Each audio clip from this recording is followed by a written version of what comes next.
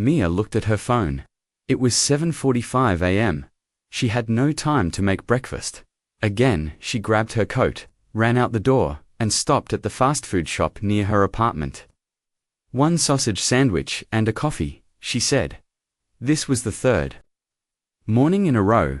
Mia worked as an assistant in a busy office. Most days, she didn't have time to cook. She ate lunch from vending machines or ordered pizza with coworkers. For dinner, she often had noodles or fast food. Again, at night, she felt tired, her stomach hurt. But she thought, everyone eats like this, it's normal. Still, something didn't feel right. One Friday morning, Mia woke up feeling dizzy. She had a headache and no energy. Her boss told her to go home. Mia didn't want to, but she agreed. On her way home, she stopped at a small clinic. The doctor, a kind older woman named Dr. Perez, asked her many questions. "What do you usually eat?" she asked. Mia felt embarrassed. "Mostly fast food, I don't really cook." Dr. Perez smiled. Gently, "You're not alone, but your body is asking for better fuel." Fuel, Mia asked. "Yes. Like a car, you can't run on bad fuel forever." Mia nodded slowly. "So what should I do?" Dr. Perez gave her some papers. One had a list of easy, healthy foods. Another had a 7-day meal plan. "You don't need to become a chef," she said. "Start small, eat more vegetables, drink more water, cook one meal a day. That's a start." Mia looked at the papers. "It seems, hard. Anything new feels hard at first," the doctor said. "But your health is worth it." That night, Mia sat at her table and looked through her fridge. Inside were old takeout boxes, soda, and ketchup packets. Nothing fresh, she sighed. It's time to try something different. On Saturday morning, Mia took 2 garbage bags and emptied her fridge and cupboards. She threw out frozen fries, candy bars, sugary cereal, and instant noodles.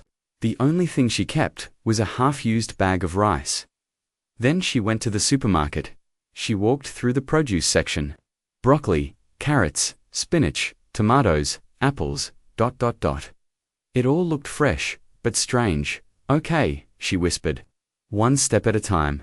She bought brown rice, eggs, spinach, bananas, beans, tomatoes, and a bottle of olive oil. She also bought a cookbook for beginners. That afternoon, she washed the vegetables and organized her kitchen. It felt good. Mia stood in her kitchen, looking at the cookbook. Spinach rice bowl with egg, she read. Easy, 15 minutes. She cooked the rice. It was a little too wet. She added garlic and spinach. It stuck to the pan. Then she fried an egg. The yolk broke. She laughed. This is a mess. But when she sat down and took a bite, she smiled. It wasn't perfect, but it was warm, fresh, and made by her. She posted a photo online with the caption, "First try, not bad."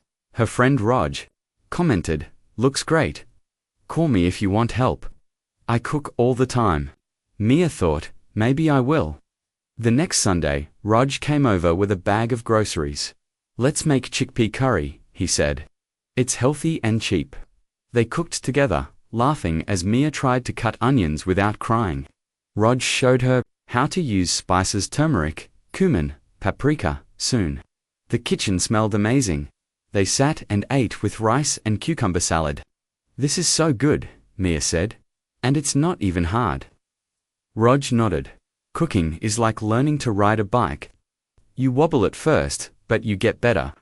That night, Mia made a meal plan for the week. It felt like a small victory.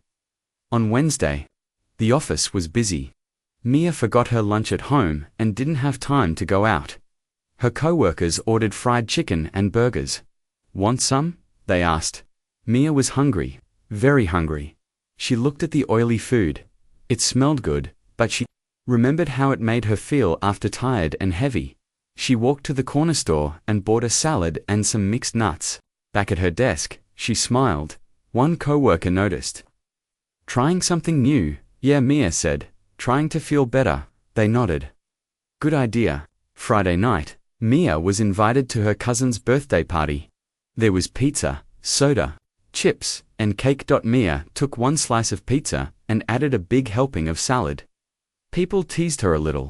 "Where's the old Mia? You used to eat 5 slices." She laughed. "She's still here, just trying something different." Later, her aunt came up to her. "You look good, Mia, healthier." "Thanks," Mia said. "I feel better too." She still had cake, but just one piece. Weeks passed. Mia cooked 3 or 4 times a week. She tried new recipes: stir-fried veggies, lentil soup, oatmeal with fruit. She started drinking more water. Her skin looked brighter. She had more energy at work.